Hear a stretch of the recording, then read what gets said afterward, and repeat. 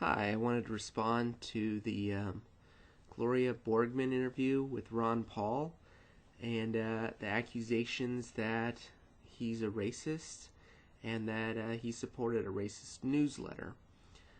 First, I'd like to talk about the interview itself. And if you watch the Wolf Blitzer clip or some of the other clips, you'll notice that the video is highly edited and they're just trying to make it look like Gloria Bergerman asks him, or Borger, whatever her name is, asks him like two questions about the newsletters. He gets upset, walks off. Basically, you get the idea.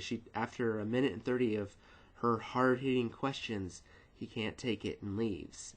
And it's really deceptive. And if you know the context, it makes a little bit more sense. He had just gotten done speaking and having a rally, and she had covered that, and then kind of like tracks him down as the hall as he's leaving. You notice they're kind of in a hallway where they have a little bit of privacy, and she actually interviews him for about 20 minutes. It's really tough to find an unedited total conversation of what they talk about and everything, and you have to do some real searching to find that. And then you realize that she asked him 7 times basically the same question. He's finally like, all right, this lady doesn't get it, and I've given her a lot of time, so I'm going to cut out, So that's the thing that you don't really get from the way that they edit the clips. The next is the idea, is Ron Paul a racist? And if you know anything about libertarianism and the idea that you can't view people as a collective, but you have to treat them like individuals, you know that Ron Paul's views are antithetical to racism.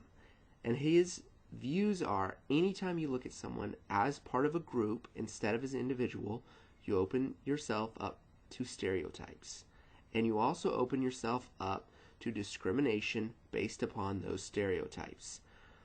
And you can just look at his views on Rosa Parks and Martin Luther King and what they did with civil disobedience and how they wanted to be treated equally and as individuals, and how he loves that and they're his heroes, to see that he really believes what he says, and he's pretty much had a very consistent voice on individualism and liberty and human value for everyone, despite your status, age, race, creed, or anything that other people might use to put you in a group. So the next question that comes up is, who wrote these newsletters? You hear them say there was no byline on so many of these. It's written in the first person. And they're basically trying to say that Ron Paul has racist views. Well, it's very simple who wrote these. Aspiring journalists.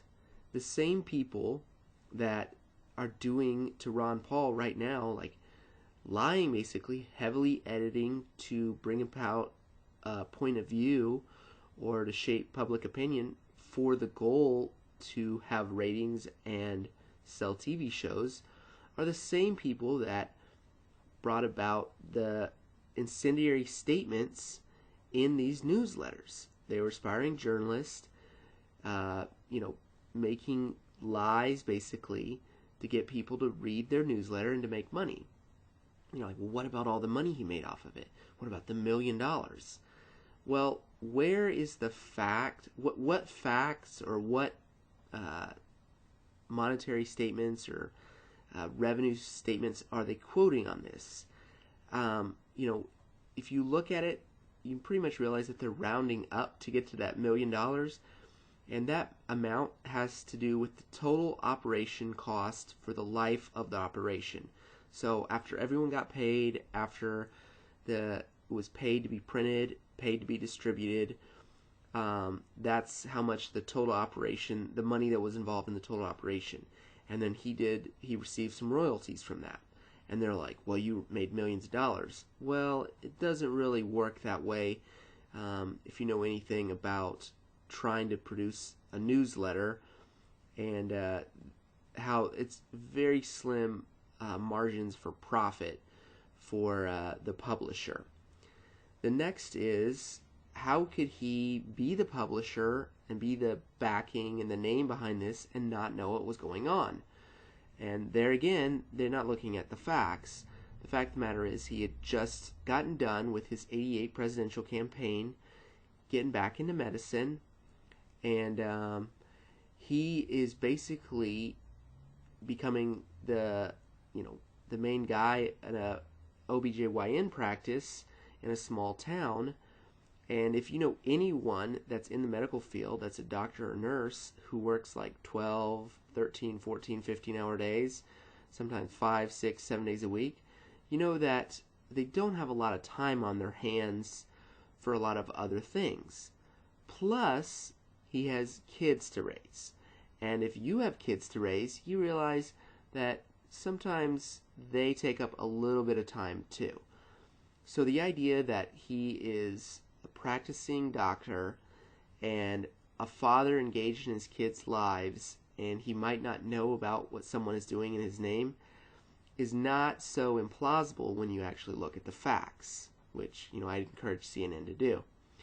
The next point about this whole situation that I'd really like to address is that this is the best that they can come up with to bash Ron Paul. They can't bash his consistency on views, and they can't really go against him anything immoral that he's done personally. The best thing that they can come up with is something someone else did in his name a long time ago to try to bash him. And I think it's very interesting, and I think it's telling that how much momentum he's gaining and how strong his message is getting. And it's funny, out of all the candidates, Ron Paul is the most supported by minorities, hands down. It's not even close. So they don't buy this racism thing, and the only people that are acting infuriated that a presidential candidate would be associated with that is basically rich white people. And it's really funny to me. And like I said before, they're doing the same thing that the people that wrote these articles are doing. They're doing it for money. So that's basically all I have to say.